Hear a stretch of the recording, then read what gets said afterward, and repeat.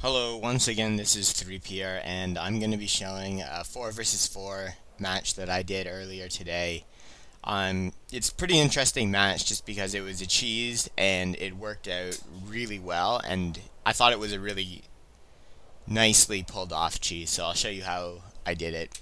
So here I am spawning in the bottom right corner of the map. It's 4 versus 4. I don't know any of my allies, I just do random. Got a Zerg player here.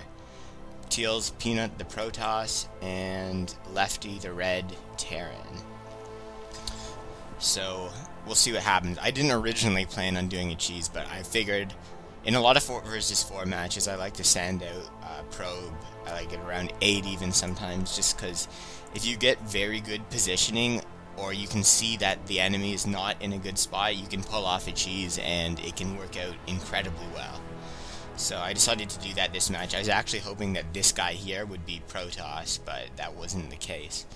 But I got a really good angle in at this guy, so I decided to go for the cannon rush anyways. So we've all agreed, well, my allies here have been agreeing on rushing.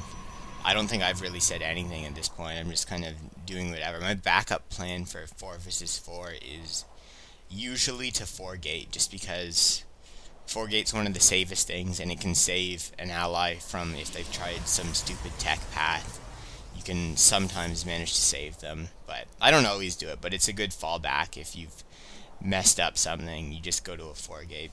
So anyways, I've stuck my probe down here, and I don't think he's seen it at this point. Like, he could have, but I don't think he was paying attention to that pylon there as I walked by it. So at this point, I'm deciding to go for a cannon rush. I'm going to place a couple, like one pylon here, get some cannons going up here as my forward, like my backup cannons, and then you put 2 forward cannons ahead, and then when he runs all his probes at those 2 forward ones, the 2 back ones shoot that he hasn't seen before it's too late, hopefully.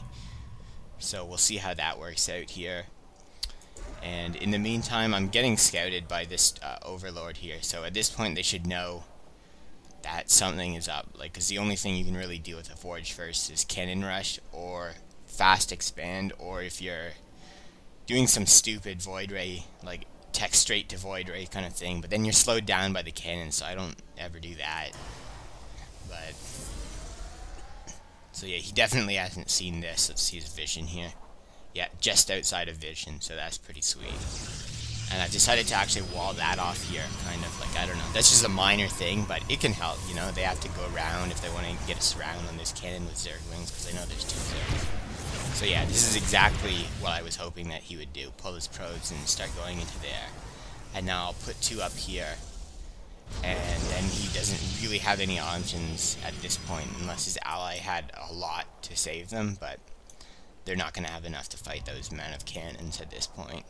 And another thing that I like to do with the cannon rush is just about when you're starting to put down your first cannon, or depending on if you think it's a dangerous situation, I bring a second probe and I hotkey them to different hotkeys. That way if you somehow get a surround on your one probe and you can't get it out by mineral pathing, you've still got a backup probe.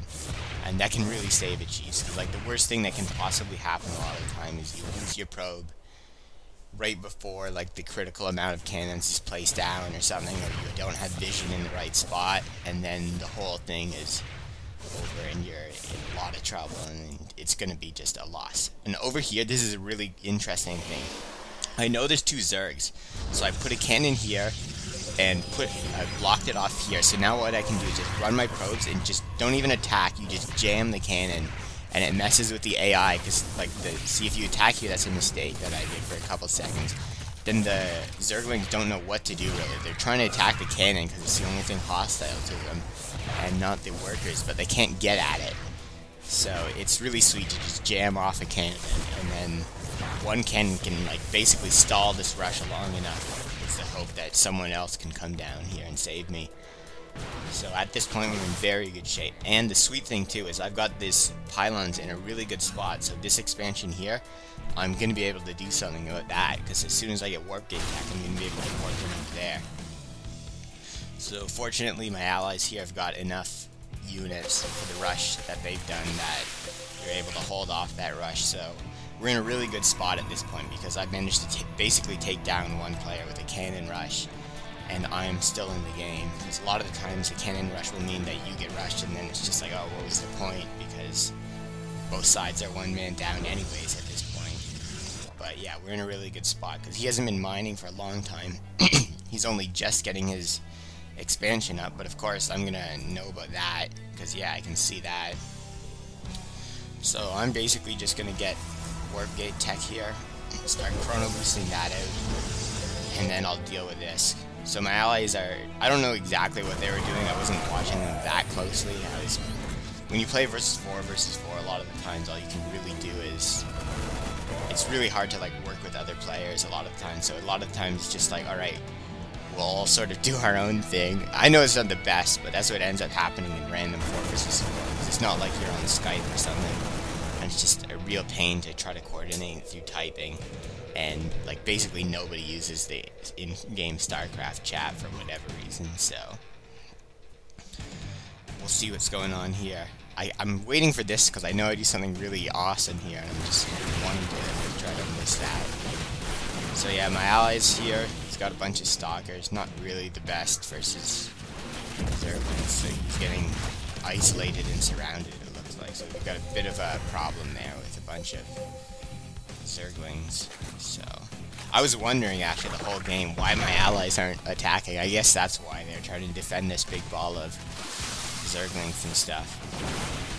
Still, it's just one guy pumping off like sort of 2 base, but not really, because this has got like 1 drone on it, Zerglings, so it shouldn't be that much of a problem. It's like they just keep getting the wrong units. Like stop making stalkers and start making a whole bunch of zealots. And I don't know why he doesn't have warp gate tech. That's the biggest mistake ever. You always want warp gate tech. There's no situation in Protoss where you don't want warp gate tech. It makes the units come down by 10 seconds for each one, so you always want to get it. So right here, I put a cannon here, and it just stalled his whole work because he tried running his probes into that. These 2 cannons shot it while this was building. His allies sent down a bunch of Marines, but then I warped in a whole bunch of Stalkers to support the cannon, so now this expansion is in a lot of trouble. I've just got to make sure I micro my guys right, because he's trying to stay just out of range here of the cannon, but it doesn't work because Stalkers have a longer range, right? So, and then I see a bunch of Zerglings, so I'm working some Zealots again. I think this cannon goes down, but not really that big of a deal. I've got the vast majority of the units over here at this point. And meanwhile, my allies over here, he masses up a bunch of Banshees. So once we get a bunch of Banshees, he's got the cloak as well. So they are going to be, at that point, it's pretty much over. At this point, I would actually say it's pretty much over. There's not much they could do because just of how effective that cannon rush was. Like, I took down a couple of armies there, and they've still, like, this guy's got basically no tech at all. He's just been pumping Zerglings the whole time. This guy has tech, but he doesn't have any, I don't know why really. I guess he's getting roach speed is the only reason that he teched, and a bunch of overseers he ends up getting later, but really you want to have something better at this point because he hasn't really had a lot. So it's basically mop-up duty at this point for us, and that's game. But I thought that was a really interesting cannon rush. So what you want to do is like make sure that you've got this one in the back, surround it by a couple up here, and that way you can warp in guys here later, or if they try to take this expansion because this cannon rush works, then you warp in another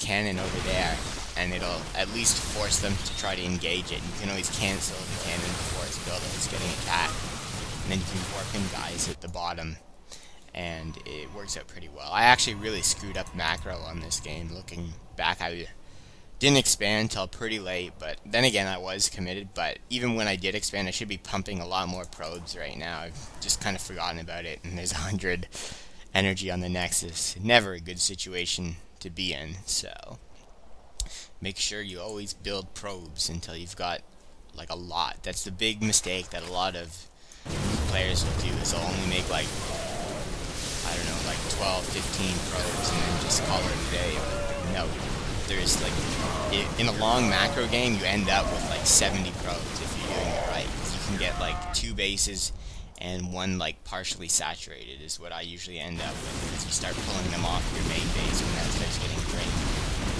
So that's basically it for this cheese. So I'm just gonna end this video here. Actually, we obviously win, and it's just a matter of waiting for these guys to realize that they've got no chance. Basically, he's pumping out a ton of hydras, but is not gonna do anything against all that we have at this point. So that is that, and if anyone likes this cheese, let me know, and I'll try to find some other interesting ones if I can make them happen. Anyways, that's it for today.